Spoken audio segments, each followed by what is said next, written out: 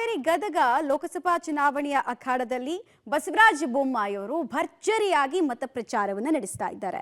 ಹಿರೇಕೆರೂರು ತಾಲೂಕಿನ ಕುಡುಪಲ್ಲಿ ಹಾಗೂ ಕಡೂರು ಗ್ರಾಮದಲ್ಲಿ ರೋಡ್ ಶೋ ಮಾಡುವ ಮೂಲಕ ಮತಯಾಚನೆ ಮಾಡಿದ್ರು. ರೋಡ್ ಶೋಗೆ ಮಾಜಿ ಸಚಿವ ಬಿಸಿ ಪಾಟೀಲ್ ಸೇರಿದಂತೆ ಗಣ್ಯಾತಿ ಗಣ್ಯರು ಸಾಥ್ ಕೊಟ್ಟರು. ಬಳಿಕ ಮಾತನಾಡಿದ ಬಸವರಾಜ ಬೊಮ್ಮಾಯಿ ಗೆಲುವಿನ ವಿಶ್ವಾಸ ವ್ಯಕ್ತಪಡಿಸಿದರು. ಈ ಚುನಾವಣೆ ಬಹಳ ಮಹತ್ವದ ಚುನಾವಣೆ, 5 ವರ್ಷದ ರಿಪೋರ್ಟ್ ಕಾರ್ಡ್ ಕೊಡುವಂತಹ ಚುನಾವಣೆ, ದೇಶವನ್ನ ಸಮರ್ಥವಾದ ನಾಯಕನಿಗೆ ಕೊಡುವಂತಹ ಚುನಾವಣೆ ಇದು ಅಂತ ಬೊಮ್ಮಾಯಿ ಹೇಳಿದರು. ಮಾಜಿ ಮುಖ್ಯಮಂತ್ರಿ ಹಾಗೂ ಹಾವೇರಿ ಗದಗ ಲೋಕಸಭಾ ಅಭ್ಯರ್ಥಿ ಬಸವರಾಜ ಬೊಮ್ಮಾಯಿ ಅವರು ಈಗಾಗಲೇ ಕ್ಷೇತ್ರದ ತುಂಬ ಕಾಲಿಗೆ ಚಕ್ರ ಕಟ್ಕೊಂಡು ಓಡಾಡ್ತಿರುವಂಥದ್ದು. ಸರ್, ಯಾವ ರೀತಿ ರೆಸ್ಪಾನ್ಸ್ ಇದೆ ಈಗ? ಸರ್, ಭಾಳ ನಿರೀಕ್ಷೆ ಮೀರಿ ಅದ್ಭುತವಾದಂಥ ಒಂದು ಪ್ರತಿಕ್ರಿಯೆ ಜನರಲ್ಲಿದೆ. ಎಲ್ಲ ವರ್ಗದ ಜನ ಬಹಿರಂಗವಾಗಿ ಬಂದು ಇವತ್ತು ಬೆಂಬಲವನ್ನು ವ್ಯಕ್ತಪಡಿಸ್ತಾ ಇದ್ದಾರೆ.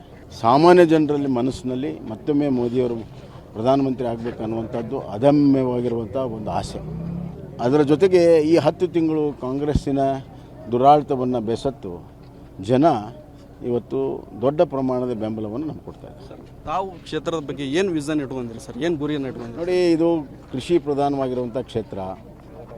ಇಲ್ಲಿ ನೀರಾವರಿ ಯೋಜನೆಗಳು ನಾವೆಲ್ಲ ತಂದಂಥ ಸಂದರ್ಭದಲ್ಲಿ ಇಲ್ಲಿ ಅಪ್ಪರ್ ತುಂಗ ಮಾಡಿದ್ದೇವೆ, ಅಲ್ಲಿ ಸಿಂಗ್ಟಾಲೂರು ಮಾಡಿದ್ದೇವೆ.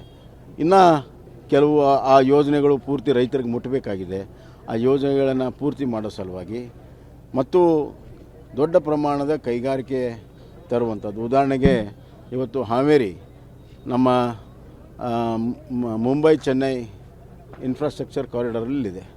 ಈಗಾಗಲೇ ನಾನು ಮುಖ್ಯಮಂತ್ರಿಯಾಗಿ ಇಂಡಸ್ಟ್ರಿಯಲ್ ಟೌನ್ಶಿಪ್ಪನ್ನು ಈಗಾಗಲೇ 400 ಎಕರೆಯಲ್ಲಿ ಈಗ ಬಿಲ್ಡಪ್ ಮಾಡ್ತಾಯಿದ್ದೇವೆ. ಅದನ್ನು ದೊಡ್ಡ ಪ್ರಮಾಣದಲ್ಲಿ ಮಾಡಬೇಕು.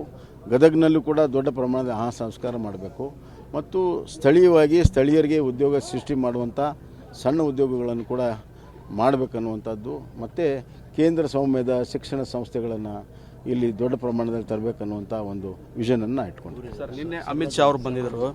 ಇವತ್ತು ಮತ್ತೆ ಸಿದ್ದರಾಮಯ್ಯ ಅವರು ವಾಗ್ದಾಳಿ ಮಾಡಿರುವಂಥದ್ದು. ಕಳೆದ 6 ತಿಂಗಳಿಂದ ನಾವು ಬರ ಪರಿಹಾರವನ್ನು ಕೇಳ್ತಾ ಇದ್ದೇವೆ, ಆ ಹಣವನ್ನು ಕೊಡಲಿಕ್ಕೆ ನಾವು ಸುಪ್ರೀಂ ಕೋರ್ಟ್ಗೆ ಹೋಗಿರುವಂಥದ್ದು ಅಂತ. ನೋಡಿ, ಇದೆಲ್ಲವೂ ಕೂಡ ರಾಜಕೀಯ ಪ್ರೇರಿತವಾಗಿರುವಂಥ ಕ್ರಮಗಳು. ಸುಪ್ರೀಂ ಕೋರ್ಟ್ ಹೋಗಿ ಇಲ್ಲಿ ಅವರು ಬಂದಾಗ ಹೇಳಿಕೆ ಕೊಡುವಂಥದ್ದು.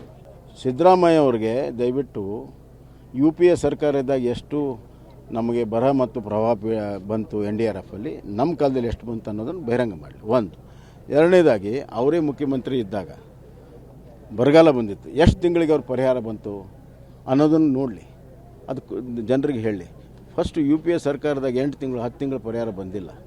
ಈಗ ಇವರು ಸಮಯಕ್ಕೆ ಸರಿಯಾಗಿ ಕೊಡ್ದೇನೆ ಈಗ ಈ ಚುನಾವಣೆ ನೀತಿ ಸನ್ನಿತಿ ಇರೋದು ಏನು ಮಾಡೋಕ್ಕಾಗ, ಚುನಾವಣೆ ನೀತಿ ಸನ್ನಿತಿ ಬಂದೇ ಬರ್ತದೆ, ಅದು ಬಂದೇ ಬರ್ತದೆ ಪರಿಹಾರ. ಆದರೆ ಜನ ನಿಮ್ಮನ್ನು ಆಯ್ಕೆ ಮಾಡಿರುವಂಥದ್ದು, ನೀವು ರಾಜ್ಯ ಸರ್ಕಾರ ರೈತರ ಸಂಕಷ್ಟಕ್ಕೆ ಧಾವಿಸುವಂಥದ್ದು ನಿಮ್ಮ ಕೆಲಸ. ಜನ ನಿಮ್ಮನ್ನು ಆಯ್ಕೆ ಮಾಡಿದ್ದಾರೆ.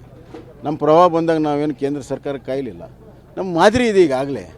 ಆ ಮಾದರಿಯನ್ನು ನೀವು ಮಾಡಬಿಟ್ಟು ನಿಮ್ಮ ಚಿಕ್ಕ ಕಾಸು ಕೂಡ ಇವತ್ತು ರೈತರಿಗೆ ಪರಿಹಾರ ಕೊಡದೆ ನಿಮ್ಮ ಜವಾಬ್ದಾರಿಯನ್ನು ಅನುಸರಿಸಿಕೊಳ್ಳೋಕ್ಕೆ, ನಿಮ್ಮ ವೈಫಲ್ಯವನ್ನು ಮುಚ್ಚಿಕೊಳ್ಳೋದಕ್ಕೆ ಈ ಥರ ಮಾಡ್ತಾ ಇದ್ದಾರೆ. ಇದಿಷ್ಟು ಬಸವರಾಜ ನಾಗರಾಜ್ ಟಿವಿ ಹಾವೇರಿ.